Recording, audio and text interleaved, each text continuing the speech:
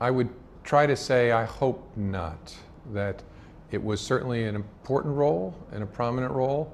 Whether it made a difference in our election, my honest answer is I don't know, and I hope not. Arguably, after Putin perhaps, no one outside had more influence on what happened there. Yeah, that's the thing I hope is not true. Certainly no one had a more difficult role than the FBI, but I don't know the answer to the ultimate question.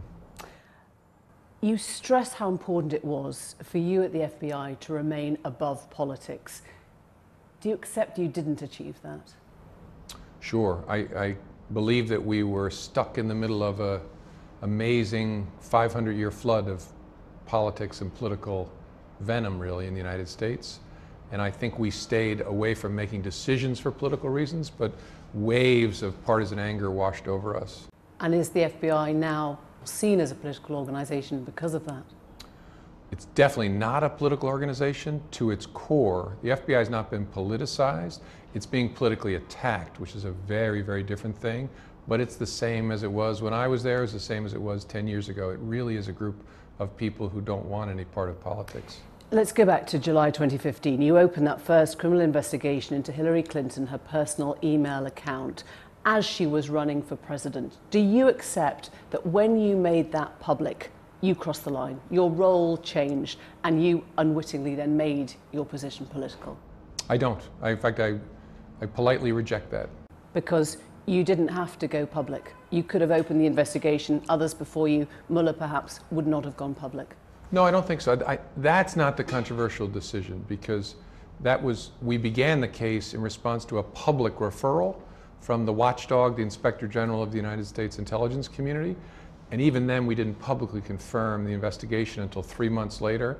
But it was a fairly uncontroversial thing to confirm an investigation everybody already knew about that was that prominent and important. The harder decision was how to talk about it at the end of the investigation. Uncontroversial, and yet the Attorney General at the time, Loretta Lynch, asked you not to call it an investigation. Why do you think she did that? Did she not believe that you should be going public? No, she did. In fact, she had made the decision.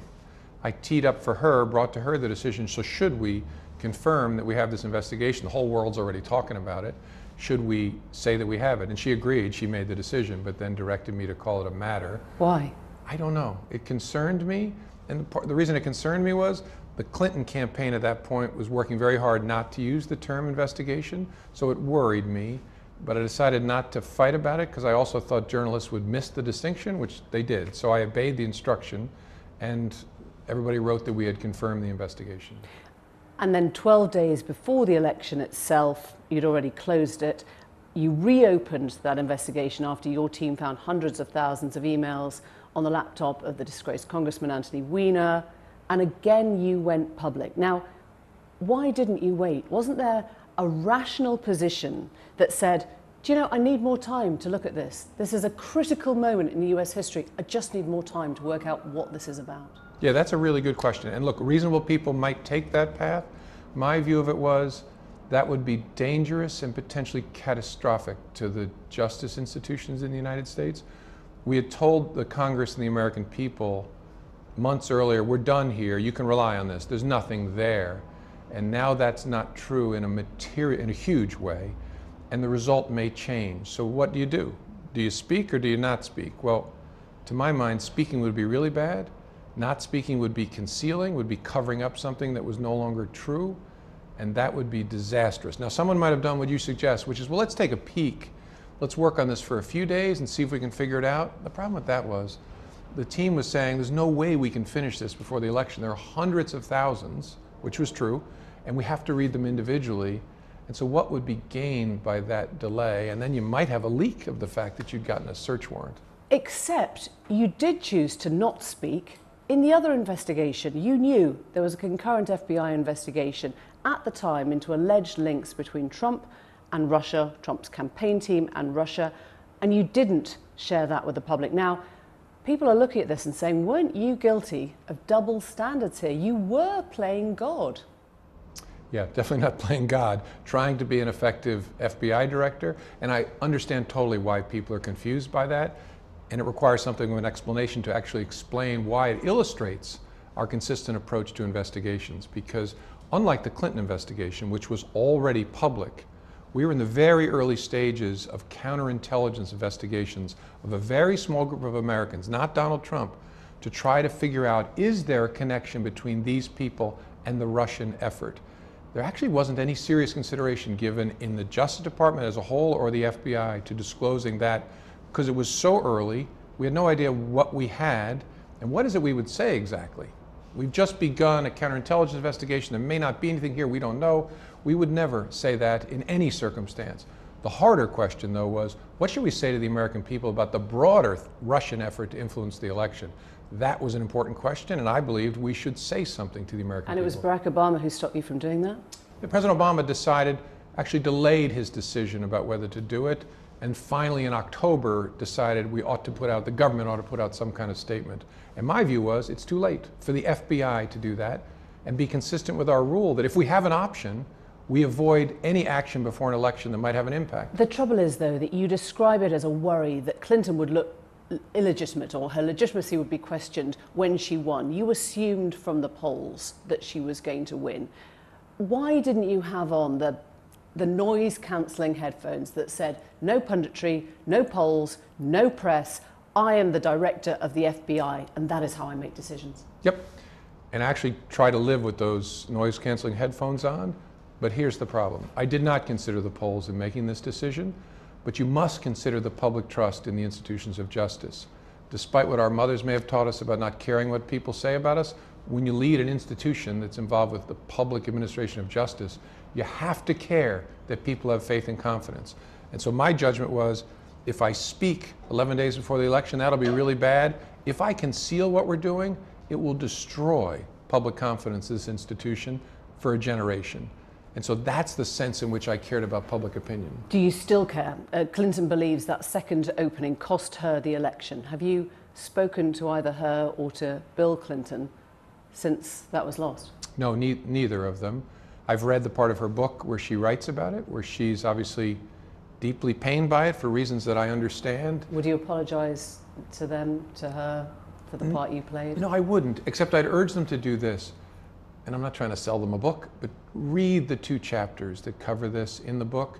You won't walk away necessarily agreeing with my decisions, but you will realize that we were not trying to hurt or help either candidate. We're trying to do our best in a nightmare. I would have been happy if Anthony Weiner had never ever purchased a laptop in his entire life, but we were stuck. And so what we did was not done to help Trump or hurt Clinton or the reverse. And I think if she and others would read that part of it, I think they'd see that. Let's fast forward to January 2017. Trump has won. You're on your way to Trump Tower to tell the president-elect about a secret dossier, the Steele dossier, allegations of misconduct, conspiracy between Trump's campaign team and the Russian government. Did he seem worried by that? He seemed focused on it in one respect, which is to try to confirm that it had no impact on the actual vote. And did that strike you as odd? Yes. Well, I mean, that's a legitimate question for a candidate to ask. What struck me was what wasn't asked, which was, so what's next and how do we protect the American democracy from this Russian threat? I don't remember any questions about that. One part of the dossier contains salacious allegations that he ordered prostitutes in a Moscow hotel room to urinate on each other as he watched in a bed that the Obamas had once slept in. You held back from telling him that line. Why? Because it's hard enough to talk to the president-elect and use the word prostitutes and Moscow hotel room in the same sentence. And my goal was to do as little as I needed to do to put him on notice that this was out there. It wasn't something the FBI was interested in, except we wanted the candidate, now the president-elect, to know that this was out there. In the event there was something to it, it disarms any effort to coerce an official, but also just because the U.S. intelligence community had this information and we knew it was going to become public and wanted him to know. So it wasn't embarrassment on your part? Well, just discomfort. The whole thing created an out-of-body experience for me, but just discomfort. What am I doing as the FBI director talking about something like this with the future president? And so I thought, I will do my best to discharge my duty to put him on notice, but I don't really want to talk about the rest of that. He thinks the whole dossier is rubbish. Do you believe any part of the Steele dossier? Well, a central premise of the Steele dossier was consistent with lots of other information the U.S. intelligence community gathered.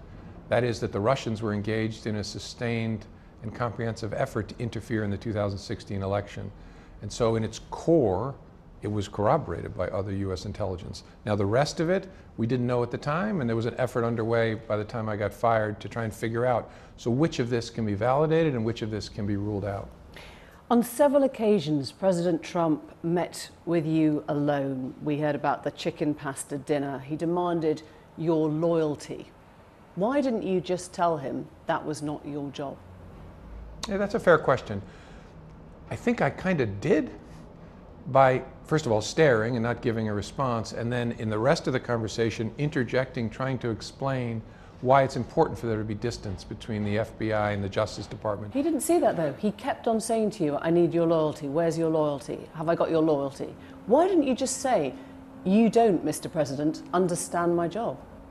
Well, I think from what I said, I think he fairly understood how I thought about my job by both my reactions when he asked for loyalty and what I said during the meal. But look, I think in hindsight, I think that's fair. I might have done it differently, but I don't want to be too tough on myself because I think a fair-minded president would understand the FBI director just told you in substance, this is not something you should be doing. Did you feel intimidated by him? Not intimidated by him personally. I have tremendous respect for the American presidency, and the White House obviously is a central physical place in the life of my country, and so the environment is intimidating. Intimidating is probably the wrong word. It just brings a sense of respect, almost reverence into play. But I don't think that was a heavy layover for our conversation. You claim that Trump told you to drop the investigation into Mike Flynn, his security advisor, over the Russian connections, something that Trump has denied. Do you believe he was trying to stop justice? Was he trying to obstruct it? I think the request that we drop the investigation is potentially obstruction of justice, but I actually don't know the answer to the final question, because under American law, obstruction of justice requires a specific kind of intention, and I don't know what the other evidence is that would reflect on the president's state of mind. Would you be investigating that if you weren't who you are now? Sure. Yes, and I expect the special prosecutor is investigating it. Alarm bells presumably are ringing for you at this stage. He's demanding loyalty, he wants you on your own, he reminds you, you say, of a mafia boss. Why didn't you think, I can't do my job? Did you think of walking? No, I actually thought the opposite, that I can't possibly leave the FBI now, that I need to stay and try and protect its independence. And then in May of last year, he did fire you without telling you. It was a moment Steve Bannon has called Trump's worst mistake in history. You kept memos of the meetings, and Special Counsel Robert Mueller was brought in to investigate. Do you think if he hadn't fired you, that Mueller investigation would not be going on? I don't know. It's possible there would still be a special prosecutor, because one of the issues that the Justice Department had told Congress they would sort out is how to supervise the investigation. So it's possible there would still be a special prosecutor, but it's hard to answer it in the hypothetical. Do you expect Robert Mueller will be allowed to finish his job? I do. Mostly I hope that he is. I do expect, because I think even if the president were inclined to fire him, he would realize both that would be a disastrous attack on the rule of law, and it wouldn't make a practical difference. You'd have to literally fire everyone in the Justice Department and the FBI to stop an investigation. And so I believe that even if Mueller were fired, that would be a terrible thing. The next will pick it up, the next will pick it up, the next will pick it up. Do you expect him to fire Mueller and his deputy Rosenstein? I don't know for sure, and so it would just be a guess. The best answer I can give you is I sure hope not. There's a lot of speculation that they might go. What do you think would happen if they were fired by Trump? I think it would create appropriately a tremendous amount of concern and worry about the rule of law in the United States. And as I said, I also think in practice it might not have any impact in derailing the investigation. You would be surprised if Mueller came away with nothing from this? Well, he already has produced significant criminal charges and convictions as a result of his work. Well, I'm sorry? On Trump himself. I don't know what the answer is. I really don't know what he will conclude with respect to the president, and I actually don't care. I care that he finds the truth and that he's allowed to find the truth, whatever that is. And if he is not interfered with, he'll find the truth. And people should accept it.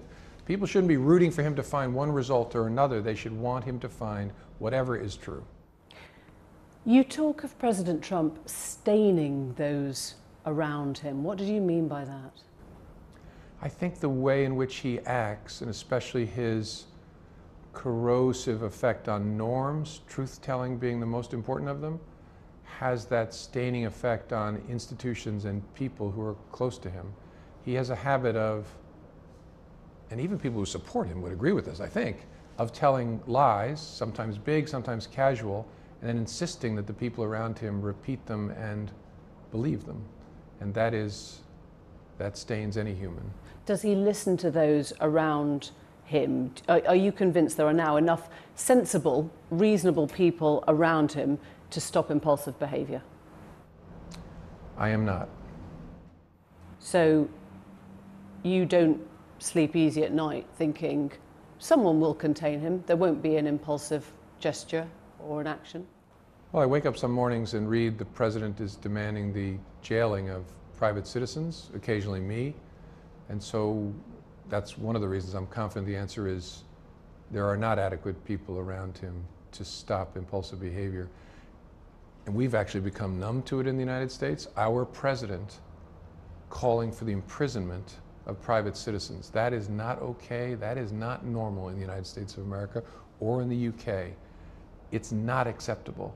And so that is an attack on some of the norms that are at the core of this country. And we can't allow ourselves to become numb to that. Where do you think this is leading? One person said to me, whatever Mueller's investigation finds, it will just be interpreted however people want. Watergate today wouldn't be seen as Watergate. I don't know. I don't know where it's headed. I hope most of all, Director Mueller, special prosecutors allowed to find out what the truth is. And then if he finds significant misconduct, we have procedures under our Constitution to address those. But I don't know whether that's where it's going to end up. And where do you think it's leading if Trump won't listen to those around him and if those people are not going to contain him? There'll be a continuing series of attacks on the values that are at the core of this country. And one of the things I hope to accomplish in writing this book is to stimulate people, no matter what their political views are, to realize there's something above that that is at the heart of this country, that set of values, especially the truth, and to focus on it and to do our absolute best to cabin the president and hold him accountable for violating those norms. He will stain everyone around him, you said. Eventually it makes you unable to accomplish your goal of protecting the country. Has he not stained you? You're writing about his fake tan and his hands, you're angry on Twitter, you're slagging off the president in a book tour. Do you feel stained? I don't, and I hope not, and I'm never angry on Twitter. I try not to be. I try to be occasionally funny and artistic and ambiguous, but and this business about I'm attacking him in the book in his appearance, I'm not. I hope people will read the book and see that I'm actually trying to be an author and describe in a detailed way my boss when I was a kid working at a grocery store, John Ashcroft, the former Attorney General, and the President. It isn't about picking on him, it's about describing a scene. So I don't think so. Again, it's hard to judge because I'm trapped in me, but I don't think it's stained me. You described the President as being uninterested and distracted in a briefing on terror. What advice would you give to foreign leaders like our own Theresa May when dealing with Trump? Yeah, that's hard to say. I have a great deal of admiration for Theresa May, who I know, and so I don't know that I could offer any useful advice. I think what the transparency that today's media offers puts all foreign leaders in a position to understand the nature and quality of the president's decision-making and how he acts, so I don't think I can improve on that. But in terms of now, the relationship between the president and the security services, is there material now that they wouldn't dare share with him because they think that's too dangerous? I don't know. I actually don't know how they've thought about it, because the president, by press accounts, has revealed sensitive information casually at times. I don't know whether they're thinking about it differently. By the time I left in May of last year... Would you be thinking about it differently? If you were still a director of the FBI, would you be saying there is stuff I do not want to share with the US president right now because he will leak it and that is too dangerous for our national security? Potentially. You'd have to be very careful about that because you have an obligation under our Constitution and the structure of our government to make sure the president has the information the president needs. And so you'd have to, it's hard to answer that in the abstract, but you'd have to think about it in a way you probably wouldn't have with other presidents. This is, if you like, the first draft of history and people will interpret it the way they want. A former colleague of yours at the FBI has said you have damaged the FBI irrevocably. It's become one more institution now that the public don't trust. How do you respond to that? Yeah, that's nonsense, but I do worry that the political attacks on the organization could have the effect, if we're not careful, of undermining public trust in an institution that all parts of the political spectrum need to be competent and honest and independent, which it is. But if people don't think that, it affects its ability to do its work. And so I actually think that the decisions, the choices that we faced, always between bad and worse, we always chose the least bad option and for the right reasons. And you kept notes of the memos during your meetings with Trump. You've been asked to hand those over now. What is your worry about making those public? Well, that's not a decision for me to make. I don't have the memos anymore, and so the government has to decide, the executive branch. Would you like to see them made public? I don't want to see anything done that would make it harder for the special counsel to complete his work. And so that's why it's entirely a judgment for him to make. If you step back, you say, look at Trump, his poll ratings are up, his taxes are down, he's planning on a second term, he's got credible Western allies supporting his foreign policies, he's pulled off this extraordinary coup of a meeting with North Korea. Plenty of people are saying things aren't going so badly. Look, I want the president to succeed. I want every US president to succeed. If he's able to achieve a resolution in North Korea, that is a great thing for the country and the world. That'd be wonderful.